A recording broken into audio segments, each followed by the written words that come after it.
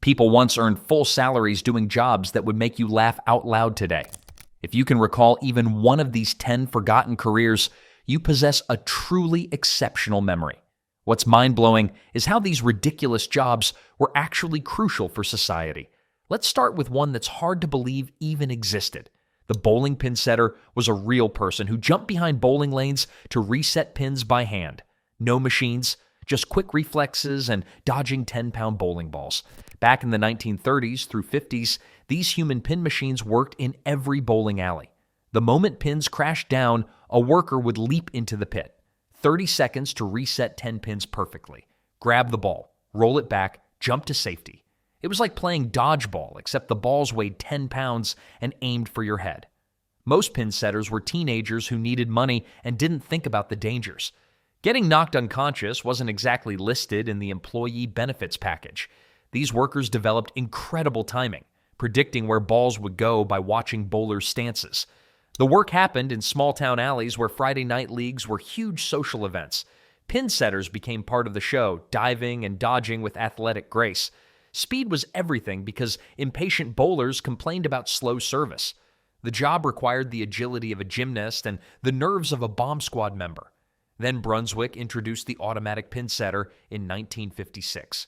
Machines could do the job without wages, without fear, and without getting hurt. Within years, human pin setters vanished completely. The last generation watched their dangerous profession disappear, replaced by reliable machinery that never complained about working conditions. But while some jobs vanished due to danger, others disappeared for completely different reasons. The Lector stood on factory platforms reading aloud to workers during their shifts. Not work manuals, novels, newspapers, political essays, whatever workers wanted to hear.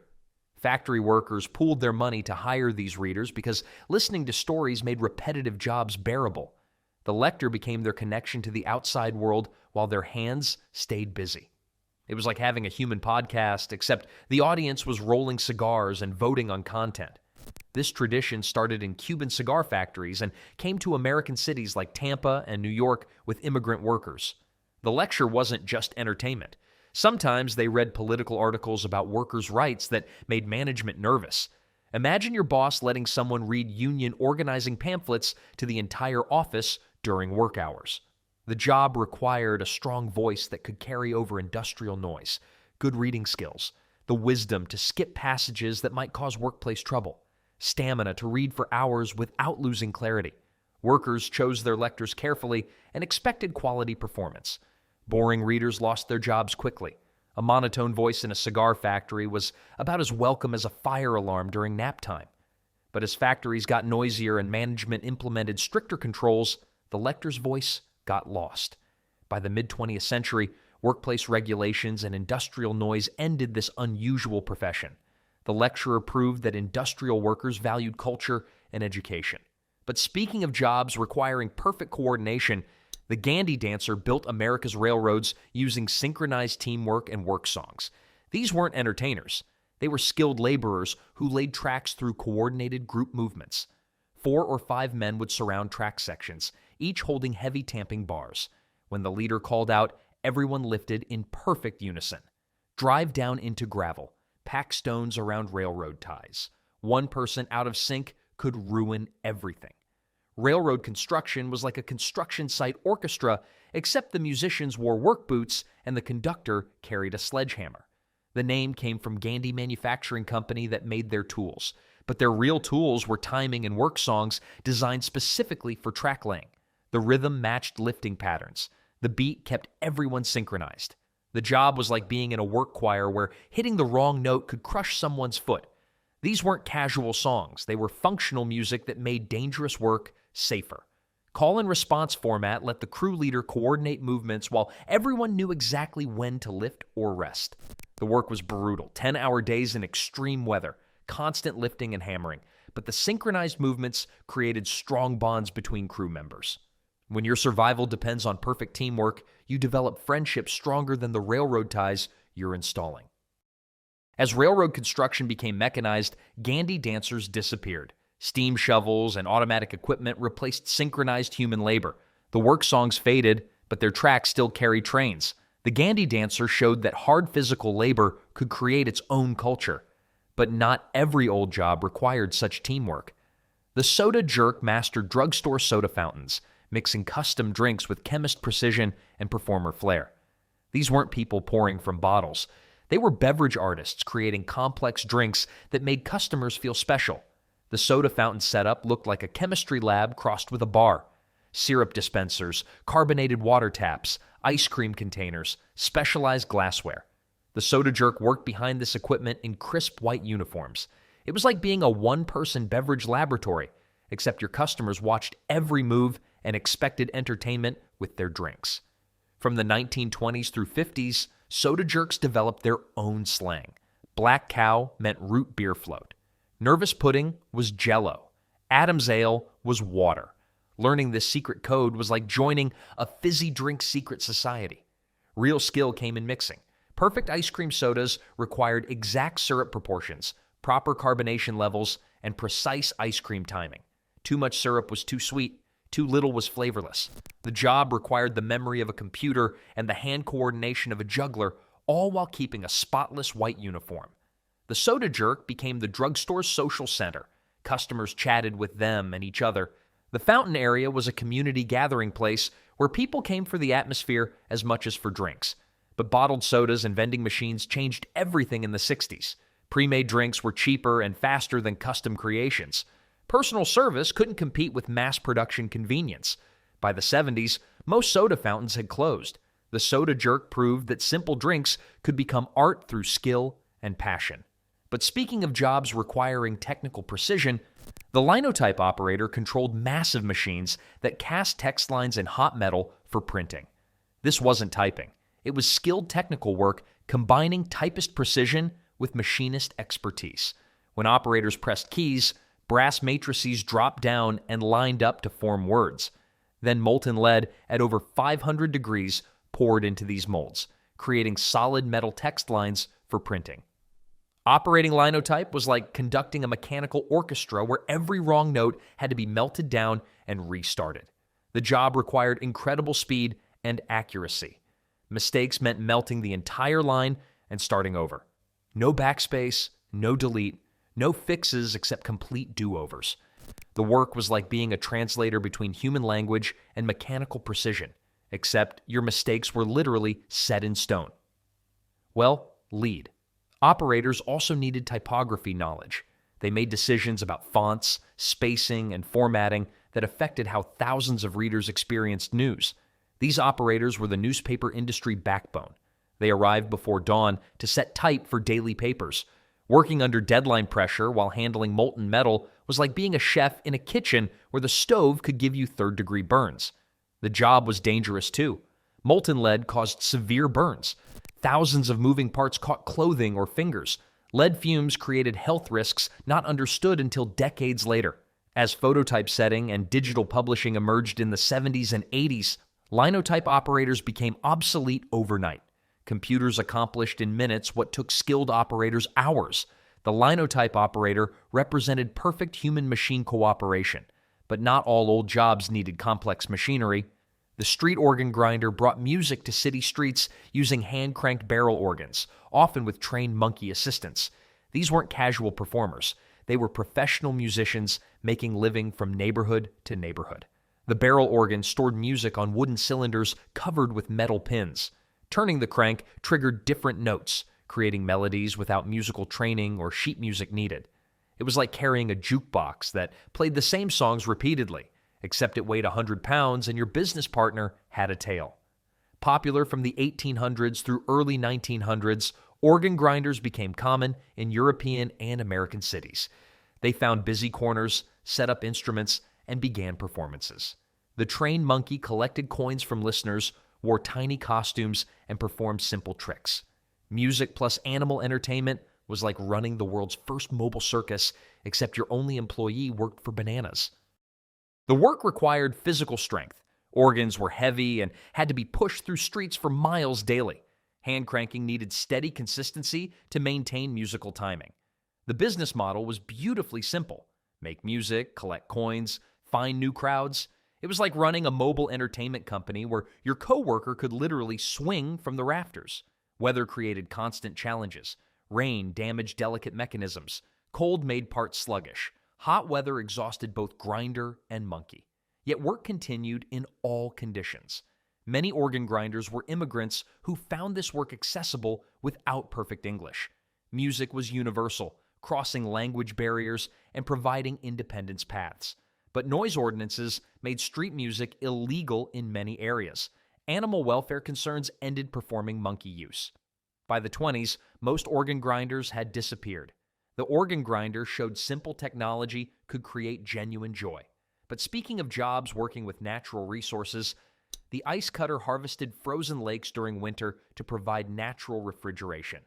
Before electric refrigerators, these workers braved dangerous conditions, cutting massive ice blocks for summer food preservation. Ice cutting was major industry in the 1800s, especially in New England where reliable freezes created thick, quality ice. Companies waited for 12-inch thick lake freezes, then sent crews with specialized equipment. The job was like mining, except your mine was a frozen lake and your product would disappear if you didn't work fast enough. Horse-drawn plows scored ice surfaces in grid patterns. Workers used long saws cutting along lines, creating uniform blocks weighing 100 to 300 pounds. Precision mattered because blocks had to fit perfectly together. Moving these chunks required incredible strength and teamwork. Workers used special tongs gripping slippery blocks, guiding them along ice channels. One wrong step meant taking an unscheduled polar plunge while wearing heavy winter clothes. Harvested ice was stored in massive ice houses using sawdust or straw insulation. New England companies exported ice worldwide, shipping American ice to tropical countries where it was extremely valuable. Ice cutting required the balance of a tightrope walker and the strength of a weightlifter, all while working on a surface that could crack without warning. Ice cutters developed specialized skills taking years to master. They judged ice thickness by sound, predicted weather affecting harvest quality, and cut blocks with machine-like precision. But artificial ice machines in the early 20th century changed everything. Electric refrigeration followed, making natural ice harvesting obsolete. By the 30s, most operations had shut down. The ice cutter showed how skilled workers turn natural resources into essential products through dangerous but profitable labor. But not all jobs involved outdoor work. The elevator operator controlled vertical transportation using manual levers requiring genuine skill. These weren't automatic push-button elevators. They were complex mechanical systems demanding precision timing and excellent customer service. Early elevators used brass levers operators manipulated carefully to control speed and direction. Stopping at exact floor levels took considerable practice. Stop too high, passengers stepped down awkwardly. Too low, they struggled stepping up. Operating elevators was like being a vertical taxi driver, except your passengers stood right behind you critiquing every move. The job required training in mechanical operation and customer service. Operators memorized building layouts, maintained professional demeanor, and wore crisp uniforms while being helpful and knowledgeable. The elevator operator was part transportation worker, part tour guide, and part customer service representative, all while operating potentially dangerous machinery. Popular from the early 1900s through 60s, elevator operators became familiar faces in department stores, hotels, and office buildings. They greeted passengers, announced floors, and provided directions. The work was physically demanding despite appearing easy. Operators stood entire shifts, constantly working heavy manual controls. Safety was always primary concern. They prevented overloading, ensured proper door closure, and responded to mechanical problems. Some operators became beloved building fixtures who knew more about the tenants than the building directory did. But automatic elevator systems became more reliable and affordable. Push-button controls let passengers operate elevators themselves. Personal service couldn't compete with convenience and cost savings. By the 70s, most elevator operators had disappeared. The elevator operator proved simple transportation could become professional service through human skill. But speaking of jobs requiring problem solving, the rat catcher was a professional pest control specialist battling rodent infestations with traps, poison, and trained animals. This wasn't casual pest control. It was skilled work requiring animal behavior knowledge and dangerous material handling. Rats were major threats in the 17 and 1800s. They destroyed food supplies, spread diseases, and made life miserable for farmers and city dwellers. Professional rat catchers provided essential community services. The job was part detective, part warrior, and part animal trainer, all while working in places where normal people wouldn't go without hazmat suits. The tools were sophisticated, specialized traps for different situations. Various poisons require careful handling. Trained ferrets pursuing rats through narrow spaces. Terrier dogs bred specifically for rat hunting.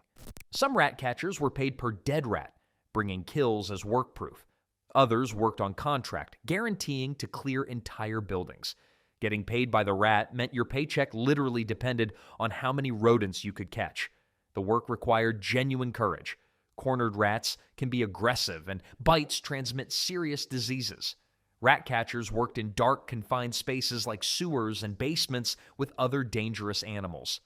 Rat catching was like being a pest control commando, except your enemies were small, fast, and carried more diseases than a medieval plague ship. Some kept live rats for breeding or rat-baiting entertainment where dogs competed killing rats in betting matches.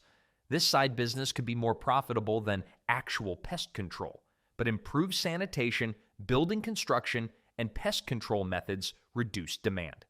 Modern poisons and traps made rats control something property owners could handle themselves. By the early 20th century, most professional rat catchers had disappeared. The rat catcher showed unpleasant work could become a respected profession through skill and dedication. But our final job involved different risks. The chimney sweep cleaned dangerous soot and creosote from chimneys to prevent house fires. This wasn't simple cleaning. It was skilled, hazardous work requiring crawling through narrow spaces filled with toxic materials that could ignite without warning. Chimney sweeps used specialized brushes and scrapers removing flammable residue from burning coal and wood. Work demanded physical flexibility since many chimneys were barely wide enough for people to squeeze through. The job was like being a maintenance worker inside a volcano that hadn't erupted yet, but definitely could. During the 17 and 1800s, many sweeps were children or small adults because larger people couldn't fit through narrow flues. This created extremely dangerous conditions for young workers facing falls, suffocation, and getting stuck. Chimney sweeps needed the flexibility of a contortionist and the bravery of a firefighter, all while working in spaces that would give most people instant claustrophobia.